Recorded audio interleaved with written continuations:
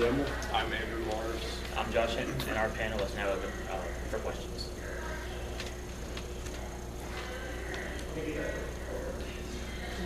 Yeah.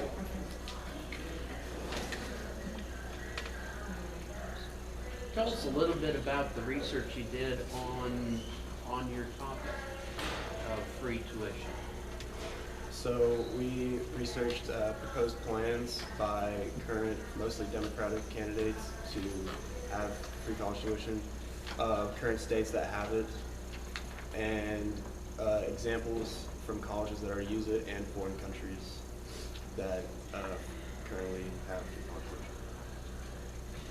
Did you find any examples of current colleges in the state of Kentucky that use this type of process, and can you talk about that? Yeah, so Berea College in Berea, they basically, excuse me, they have any student who faces a financial burden can go to Berea and they'll receive free tuition in exchange for working on campus. So they'll require about 8 to 10 hours per week, and if you keep a good GPA, they'll get free tuition. And then Alice Floyd College, also in Kentucky, has a similar program. But do you think that's truly free if they're having to work, or No. just your opinion? Do you think I wouldn't it's say free that's to- like, it's not free college tuition because they're working for their tuition. And I think that's a better alternative than the free college tuition plans. So you think that if there's going to be some sort of tuition, free tuition, that there should be things tied to it that would require either like a work requirement or a grade requirement or something of the sort? Yeah. Help me again. I think you would need both. I think you need to have a solid GPA, but also need to work for it because like someone's paying for it, it's never truly free. So if you're working for it, I feel like that's a more fair alternative. So how do these colleges sustain themselves if everybody gets free college tuition just like LCA? How would we operate as a school if people weren't paying for it? How do you get the best faculty and the top programs if everything is free? Mostly I believe it's private funding and support from the community. And then of course they're not paying for room and board and food plans, so it's they're just working for their education. Another problem that universities would have is, there's going to be an influx of students who go to different universities, which means there's going to be more professors that need to be hired, more courses, more workers for each school, more dorm rooms and stuff. And so most of the plans out there, like Senator Sanders has a plan, his plan for free public college if he gets elected, and his plan really doesn't address that. Are there examples of other colleges and universities providing free tuition? Yeah, currently there's about 20 states that give free college tuition.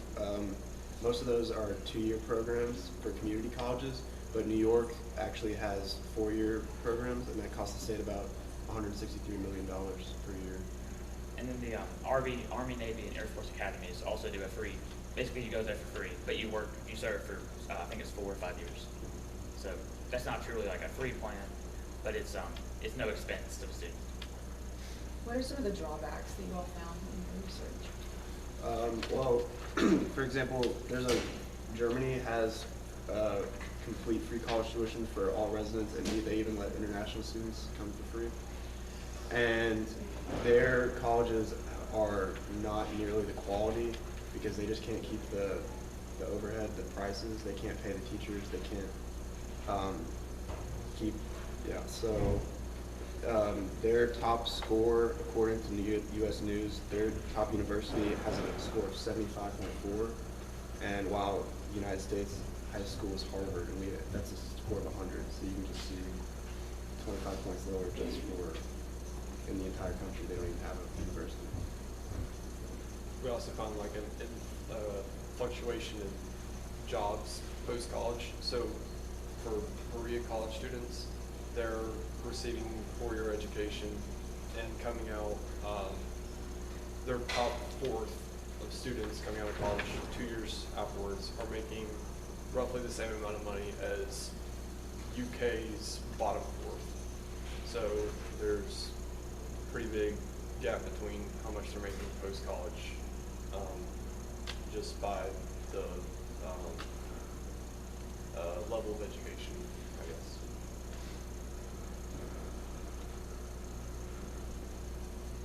What's the current loan debt in the United States? I believe it's $1.4 trillion. Yeah, and in some of the plans, I know Senator Sanders' plan incorporates this, but I think some of the other Democratic senators and potential presidential candidates have a debt forgiveness plan where they want to basically relieve partially or all of student debt that's been accumulated over the past 10 or so years, whatever it is, which would be burdened, like there should be a taxpayer-funded system. Yeah, it doesn't just disappear, someone's got to pay for it still. So it would be the taxpayers. What's the rationale that's being thrown out with the proposal as to why? Why is that proposed that it be forgiven? The majority of jobs now require college tuition, or college degrees, and so they're saying we shouldn't have to make people pay just to be able to get a job. Like, they should be able to go there for free, get a degree to get a job, and so the loans currently should be forgiven because they shouldn't have to pay. So one's looking forward, but forgiving Yeah. debt is looking backwards. Yeah, exactly. Yeah, I know AOC, the representative from New York, she's publicly said several times it was easier for her to get elected to Congress than it was for her to pay off her student debt. And like a lot of popular politicians have said the same thing. I know Stacey Abrams has said she has a lot of college debt as well. And the point I think they're trying to get at is, like, it's so hard for them to pay off their debt because they've accumulated so much. And, you know, granted, like, I know AOC went to Boston University. She didn't go to, a public school. She didn't go to like a community college or like university or Boston College or something like that. But they've said it's so hard for them to pay off their debt. So one of the reasons they're saying it is, like, if we as like politicians and public figures are still struggling to pay off our debt, imagine what the common American is having to deal with. What is the average student debt? It's about $34,000 per person. So, thinking, why would someone make that choice then? I mean, if they don't have the means to go to, say, Boston University and knew that they were going to be in debt for going, why would they put themselves in that situation? Don't you think that there's some personal choice that comes in, or? Yeah, I definitely agree that, like, if you can't personally finance it and aren't prepared to rack up some debt, you should go to either a community college or a smaller public university, because you can't just blame the government or everyone else for your problems. Like, that's a decision-making issue, and she's also admitted, like, she's publicly or not, but she's come out and said, like, I grew up in a lower income area, and she's claimed that she didn't have a ton of money growing up. So it doesn't make much sense to me why she would want to go to an expensive private university. I would say the rationale behind thinking that is saying that taking on that debt is worth the education and job opportunity coming out of college. Yeah, so you have to make sure if you are willing to take on that debt, you have to, as a student, you have to make sure that you go into a degree that you can guarantee that you get a job to pay off that debt, which is kind of the problem. A lot of people go get degrees that they can't get jobs and pay off their debt. So. In your research, did you see anything from the current administration when it comes to dealing with student debt or a rising cost of tuition? Is Yeah, that current federal administration? Trump wants to completely privatize the debt. So right now, the government owns about 90% of all student debt, and Trump wants to strip that to like private banks. He thinks they'll do a better job of. I think some of the rationale behind that is our current national debt is $22.5 trillion as the United States, and the Congress this past term or this past legislation cycle, they increased the budget, and so our debt continues to rise. So President Trump, in some way, wants to privatize that debt in order to help keep our national debt from becoming exponentially higher. It raises an interesting question in terms of the function of government and what is government supposed to do. Have you guys looked at historical context of what governments have done, and more specifically what Scripture says about the role of government is? Well, historically, in times of crisis, I don't know if you would consider the student debt a crisis at this point, but in time of crisis, the government has stepped in, such as the Great Depression. FDR came up with a New Deal to help people out. So I think that's what they're kind of trying to do. Their government steps in to try to help people to be that light. But I don't think that the government needs to step in this instance. I think people can make the decision to go to college or not and get good jobs, whether the government's there or not. There are cheaper alternatives, like there's BCTC in the Kentucky Community Technical College System, and there's regional equivalents to that across the nation. There's online college you can go to.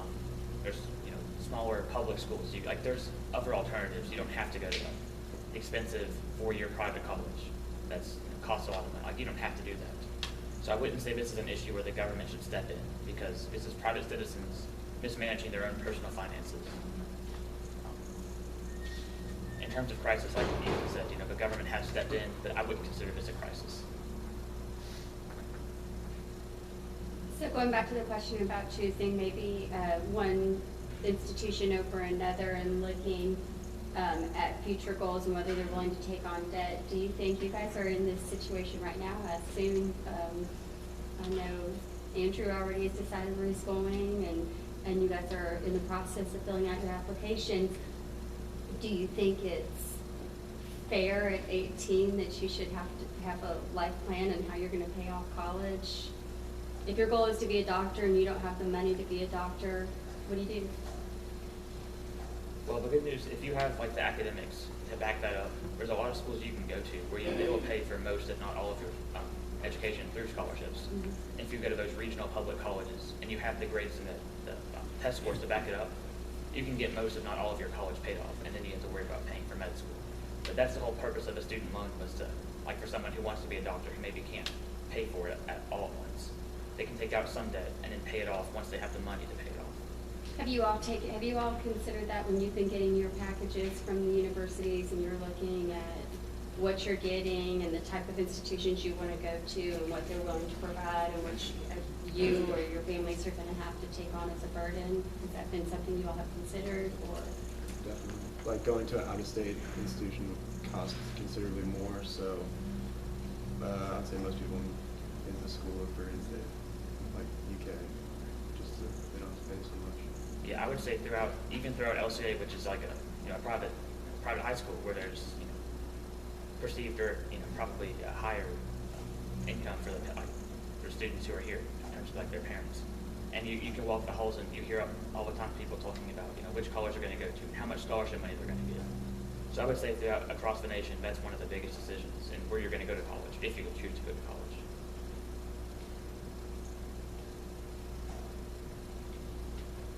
Kind of switching, we talked earlier about New York, for example, and their free college plan that's funded by the state. And so we know the difference between public universities and private is where their funding comes from the state versus private donors and things of that sort. So what do you think will happen from your research or just personally to those smaller private schools that offer different things than large public institutions? How do you see their future continuing if they don't have millions and millions of dollars of endowment like Berea College does, for example? What about the Transies and the Centers and the Asbury's? How do you see them surviving in a free college tuition world? If you have free college tuition, that's going to, in my opinion, it would increase the amount of students who go to college, at least for 4 years, like the undergrad.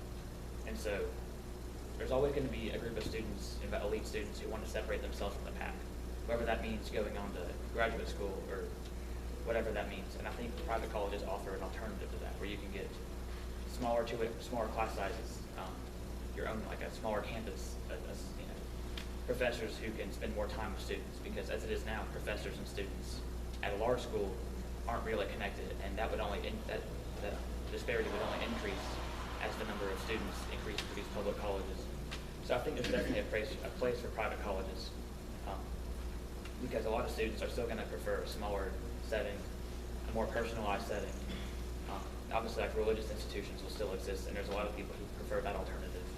So I definitely think with the students who want to separate themselves, a private college, like I know Harvard's the elite, like the extreme example, but private colleges who are more elite in nature would still have a place in the college system.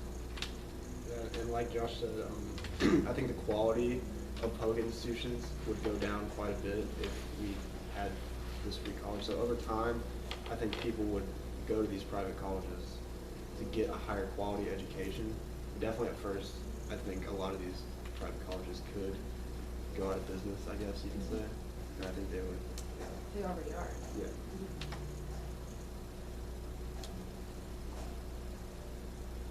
What's your opinion on Trump's plan? Do you think that private sector would be more effective at managing the debt versus government? Yeah, I think just from history, we've seen that the government isn't very good at allocating resources. Like giving everything to the government wouldn't be the best option. So private would probably, while it wouldn't be perfect, it would definitely be better than what we have now. I could see private being more motivated to clear that debt, whereas the government is currently sitting on $22 trillion in debt. I would say in 90% of instances where it comes down to private or government, I'm going to choose like the private managing it, because personally I would prefer to have the government in as small as possible to where they can still function and it not be anarchy. But at the same point, we don't need government in our daily lives every time or every day. So I feel like having this move to the private sector may increase, like they've said, motivation to lead all this debt and to work it off and whatnot. So. Do you believe programs like the tuition-free promise that Berea College gives, is that sustainable? They're doing pretty well right now. And they're surviving. You talked a little bit about it just based on research with where Berea College graduates are coming out in the workforce compared to University of Kentucky graduates. Do you think that's directly linked with the no tuition promise and the fact that UK students are paying? I wouldn't say it's directly linked. I would say it's also maybe the quality of Berea education and the students going there. But I think that definitely has a part to play, at least. I would also add that a lot of the students who are going to Berea because of a tuition-free, or not tuition-free, but you work your tuition, a lot of those may be first-generation or second-generation college students. So maybe their parents didn't go to college, and so they're like taking the next step. And so for them, like there's a place for that, because a lot of people, if their parents didn't go to college, and maybe they can't afford it.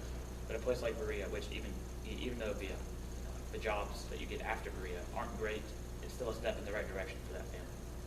So I would say there's always going to be a place for that. Now, if public colleges become free, then maybe Berea wouldn't have as great of a role, because you could go to maybe a closer alternative for like a public college or whatever. But I think there's still a place for that. How do you think admission standards would change if college was free for, if all public universities were free? How do you think admission standards would change? Do you think they would have to tighten up maybe or change their standards of admittance? Definitely, the grade point average and test scores should have to be higher so that they could narrow down the focus of what students get in and which ones don't. Along the same lines, in your research, did you find that some of these programs did have requirements? Was it just a free-for-all? You get in, you get free tuition, or were there minimum requirements? Maybe your socioeconomic status or your family's estimated family contribution from the FAFSA. Like, what were those standards to get free college tuition? I know at Berea it is tied to income, which they serve their population well, being in Eastern Kentucky. But what are you finding from other states or in different countries? Yeah, a lot of state plans give free college to families who make under $125,000 per year, and a lot of the requirements would be that, and you have to keep your GPA above a certain point throughout college, and you have someplace you have to work for it, like Berea. But yeah, the $125,000 is kind of the baseline for a lot of states. I know the military academy and the naval academy, those are really selective with who they admit. So you have to have a certain GPA, extracurriculars, have to show like